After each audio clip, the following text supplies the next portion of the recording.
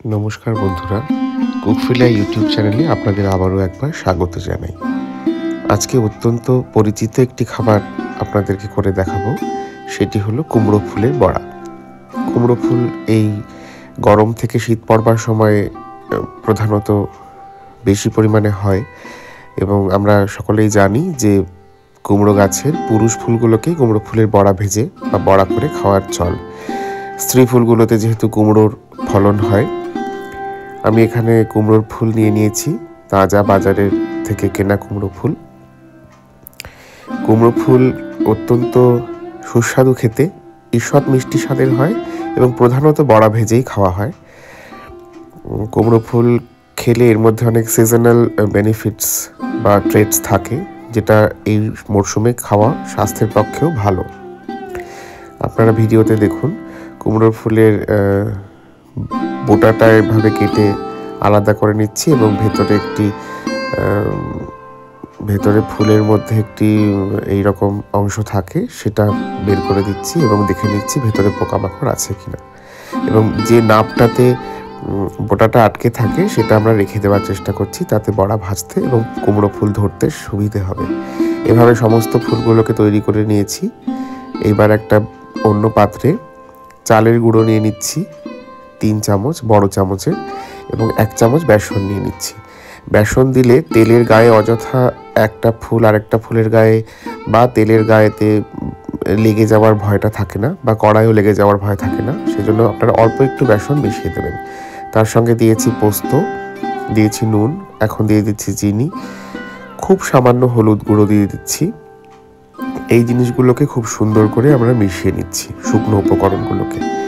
এরপরে এর মধ্যে দিয়ে দিচ্ছি খুব অল্প পরিমাণে বা 1.5 চামচ মতো সর্ষের তেল। সর্ষের তেল দেওয়ার পরও খুব সুন্দর করে মিশিয়ে নিচ্ছি শুকনো উপকরণের সঙ্গে তেলটা, এতে বড়াটা মচমচে হবে। আপনারা এই সর্ষের তেলের জায়গায় সাদা তেলও ব্যবহার করতে পারেন, কিন্তু সর্ষের তেল দিলে বেশি সুস্বাদু হয়।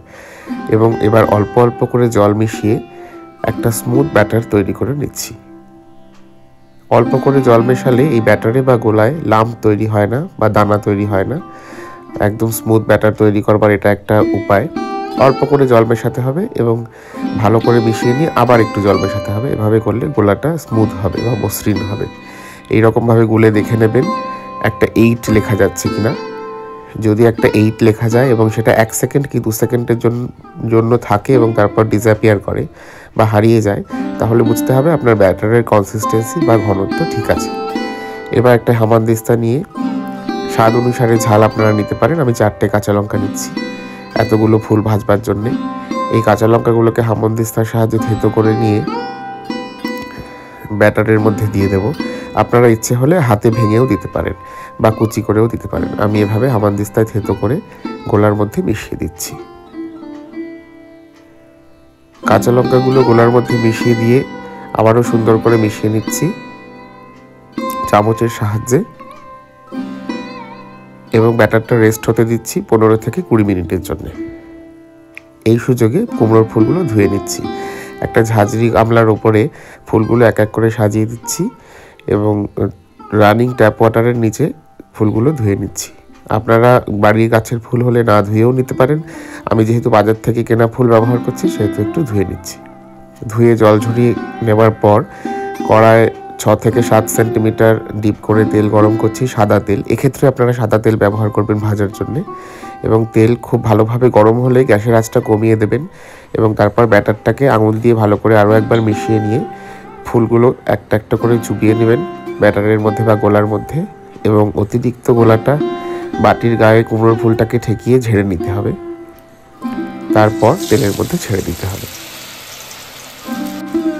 প্রথমে অল্প পরিমাণে কুমড়োর ফুল গোলায় চুবিয়ে দেবেন তেলের মধ্যে, যাতে ভেজে নিতে এবং ব্যাটারটা বুঝে নিতে সুবিধে হয়। তেলটা খুব ভালো করে তৈরি হয়ে প্রথম 1-2 ফুল ভাজা হয়ে যাওয়ার পর আপনারা তুলে নেবেন, এবং তারপরে আপনারা যদি মনে করেন কনফিডেন্ট ফিল করছেন, তাহলে আরও বেশি পরিমাণে কুমড়োর ফুল গোলায় চুবিয়ে ছাড়তে পারেন। প্রথমে আমি 2টো দিয়ে ভেজে নিচ্ছি। মাঝারি থেকে কম আঁচেই বড়াটা ভাজতে হবে এবং বেশ সোনালি বাদামি রং হওয়া পর্যন্ত ভেজে নিতে হবে। প্রথম বড়া দুটো ভেজে নেওয়ার পর আমরা এবারে একসঙ্গে 4টে কুমড়োর ফুল গোলায় চুবিয়ে ছাড়বো। এখানে একটা কথা বলে রাখা প্রয়োজন, কুমড়োর ফুলের মধ্যে এই মরশুম পরিবর্তনের সময় আমাদের শরীরে প্রয়োজনীয় অ্যান্টিবডি বর্তমান থাকে, ফলে এই সময় কুমড়োর ফুল খাওয়া অত্যন্ত উপকারী। একে একে সব কুমড়োর ফুলের বড়াগুলো ভাজা হয়ে গেছে। আমি এই কুমড়োর ফুলের বড়া সকালবেলার ভাত বা জলখাবারের ভাতের সঙ্গে পরিবেশন করছি। আপনারা চাইলে লাঞ্চে বা ডিনারে ভাতের প্রথম পাতেও সার্ভ করতে পারেন, অথবা চা পকোড়ার সঙ্গেও খেতে পারেন। আমার ভিডিও ভালো লাগলে অবশ্যই ভিডিওটি লাইক করবেন, আমার চ্যানেল সাবস্ক্রাইব করতে ভুলবেন না, আত্মীয় পরিজনদের সঙ্গে ভিডিও শেয়ার করতে পারেন। আপনারা খুব ভালো থাকবেন। অনেক অনেক ধন্যবাদ।